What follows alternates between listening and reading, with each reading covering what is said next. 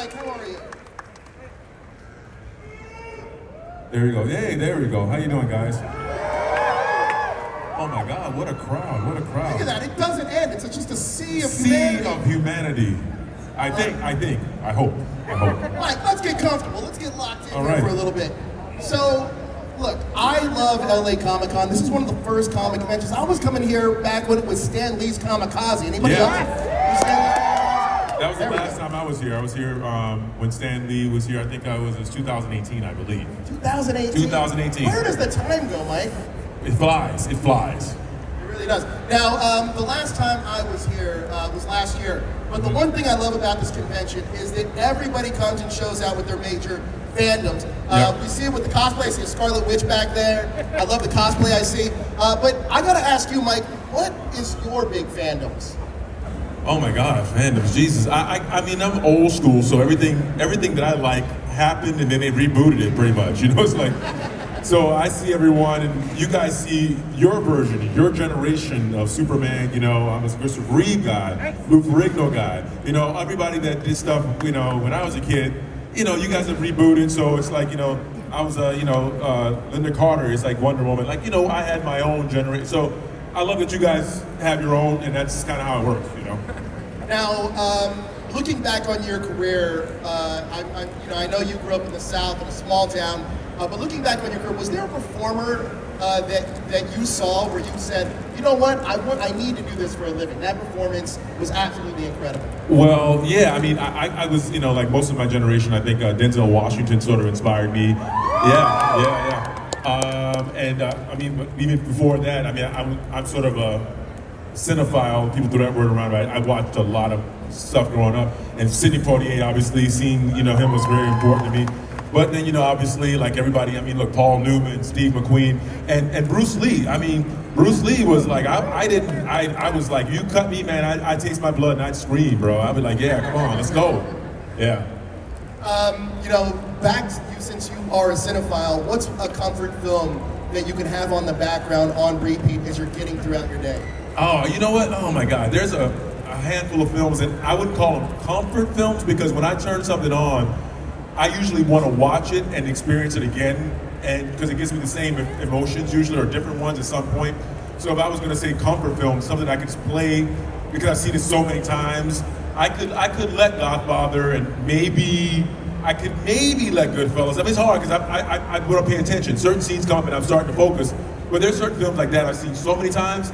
But in general, my go-to films every year that I try to just run through at some point are like Paul Thomas Anderson's Boogie Nights, Magnolia. I try to watch, It's a Wonderful Life, which is like my favorite film, at least once a year, even if it's not Christmas. I love to watch The World According to Garp, which is something that people don't know much about, but I love that film so much. So there's a couple films like that I just really love to watch, you know, because it makes me have this emotions, a roller coaster ride, you know. I love that you mentioned PTA, Paul Thomas Anderson, Yeah. because One Battle After Another is quite incredible. I gotta go see it. Have you got anybody seen that? Anybody seen One Battle After Another? Not yet? Okay, well. It's incredible. It's an incredible film. Paul Thomas Anderson crushes it. But speaking of him, is there a dream director that you'd like to work with? And is it PTA? Yeah, PTA is definitely one of my dream director to work with for sure. I mean, there's a long list of directors that I probably want to work with, but he's definitely at the top of that list, you know. Absolutely. Now let's talk about Luke Cage, because let's hear it for Luke Cage. There we go. There we go. Now, I don't want to ask you if you're coming back, because I feel like you've gotten asked that question a ton of times. Don't ask. I do want to ask about your experience with the show when you were there. So first of all, what was your favorite memory that just sticks out to you when you first arrived on set of Luke Cage? First arrived on set, I guess overnight shoots were always the toughest, like having an overnight shoot where you're like shooting at 2 or 3 in the morning and you're like tired, but you've been sitting around for about an hour while they're setting up a shot, and your body's like, why are we not in the bed yet? You know, what's happening, bro? I'm like ready to go to sleep, what are we doing? And it's like, I gotta go work for another 3 hours. We were doing, I think, that raid of Crispus Atticus building, where like he goes in, he like, you know, with the car door, knocks it, you know, that whole thing, that whole sequence was shot, I think, in 2 days or 2 long nights. So that was memorable because we're fighting time, and we're fighting to get this done before the sun comes up. And I remember we had a scene where I'd gone through, worked my way through the entire building and beat up a lot of the bad guys, right? And a lot of the guys had thrown them in their ceiling and thrown them through the wall. And I'd gotten into this room, and I remember the director had said, I had a piece of like rebarb or something in my hand, like some sort of wrench or something, a weapon, right? And Luke Cage doesn't need weapons, he's like, he can just, whatever, right? And I remember I got into the room, but I had already used that. So in television film, you have a continuity thing. And so it didn't make any sense that the thing would just disappear. So we were in this moment. I had just kicked down this big sort of like cell wall in the hallway with my foot, iconic shot. And I was in this room, and everybody crowds in the room, and I'm by myself. It's like 20 guys, and I take the thing and I throw it away, and I tell them to come on, let's go. And it was one of those moments where it's like I'm beating up these guys. It's all choreographed, sort of, but it's kind of messy. And I take the couch and I clear the room with the couch, knock about 10 guys over, and then I throw the couch, launch it out of the window. It's just like I remember that night because it was such a melee of just violence, and I was so tired. And we got this stuff done, and it turned out really well, but I remember just being exhausted, and the time when I got off, the sun's coming up, and your body's like, I want to go to sleep now, right? But I hadn't been doing nights, and it's just weird because I got to my bed, and I was like, I couldn't go to sleep because I was so wide awake from all this adrenaline, and so it's hard on the body when you're filming nights, but I remember that thinking to myself, ooh, this is tough, and I don't know how long I can keep doing this, And then you reflected back on one of your idols, Bruce Lee, and said, how did that guy do all that stuff, right?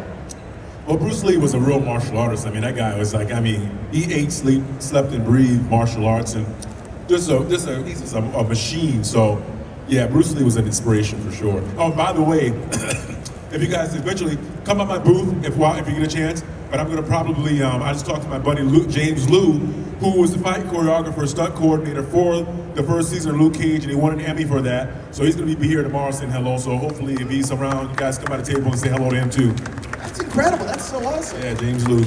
Now, growing up, were you a comic book fan, or was your entry point into the world with the role of Luke Cage? That was my entry point into Luke Cage's world. I had read other comics like Incredible Hulk, Spider-Man, X-Men, Captain America, trying to think what other ones I'd seen, maybe Wolverine. I grew up in a small town that did not have any comic book stores. So I just had to get whatever my cousins would bring in from the larger cities. And so back in the day, they didn't have iPhones. They were reading comic books on the ride to wherever they were going. That was the entertainment. Reading comic books in the back seat and looking out the window and counting cars. Counting cars? Yeah, people count cars. It's like blue cars. Like how many blue cars do you count on the ride to wherever you're going? And you're counting red cars. Dumb games, guys. Dumb games. How many people were in this city, Mike? Well, no, I'm talking on the way. On the way in between. This is not a city. I didn't grow up in a city. It was a town. All town. Definitely. Few thousand. Now, everyone knows that Marvel secrecy and security is top notch. So yeah. I have to ask, when you auditioned for the role of Luke Cage, did you specifically know it was for that role, and how did you find out?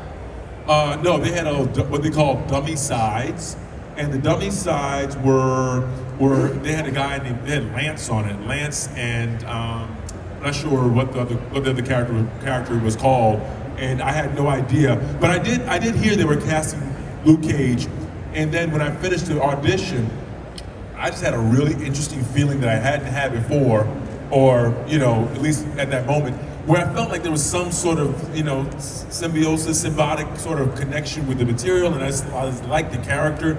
And I remember thinking about it. Normally I just let things go because it's like no point. You audition back in the day and it works out, they'll give you a call. But I just was thinking to myself, I called my manager, I was like, hey, did you hear anything about that thing I went in for? And I told him to go back and just check back on it. So I just had a feeling when I auditioned for it, it just felt really, really right, Yeah. Now, I know that you grew up a Hulk fan and some other heroes, and I'm sure you meet a ton of fans that would love to see your Luke Cage standing alongside some of these other Avengers. Yeah. Two parts to that question. One is, which Avenger would you like Luke Cage to stand next to if you were coming back into that world? What's a cool moment that you would like to see Luke Cage with? And two, what does it mean to you when fans come up to you and geek out over your performance as Luke Cage and want to see you stand with those Avengers? It's cool. The world of the Avengers is very large. At one comic book iteration. He was like leading the Avengers at some point. I mean, you have him running for mayor in New York City. There's so many different comic books that address the character in so many different ways. If I were popping back up, like I'm not a person that like, I love that we have our own world in Netflix and we have our own sort of like street level heroes and villains, and we deal with something that feels much more tangible in terms of like accessible to the fans. And then the Avengers are like, you know, they're like fighting bigger things, right? I like the idea, if I was gonna pop back up, I mean, I like because there's a comic book in the beginning that had Spider-Man and Luke Cage, you know? And so I remember a long time ago, I forgot where it was. It was at some awards show, and I sat at a table with Spidey, and we chatted a bit, and I think it was a celebration for Hugh Jackman or something like that. I forgot. It was MTV. It was something big. I can't remember what it was. Anyway, I could see that. I could see he's in Queens. I'm in Harlem.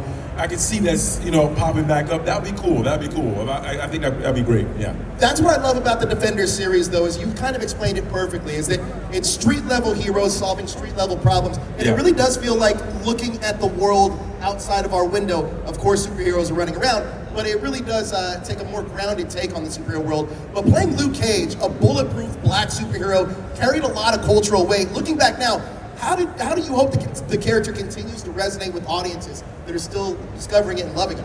It's great that people discover it later. I mean, it's interesting because things live on, obviously, online and in streaming, which, you know, I think before streaming became a thing and people had their own libraries, it would be harder to find or access older films or older like TV series, and so you wouldn't come on upon it.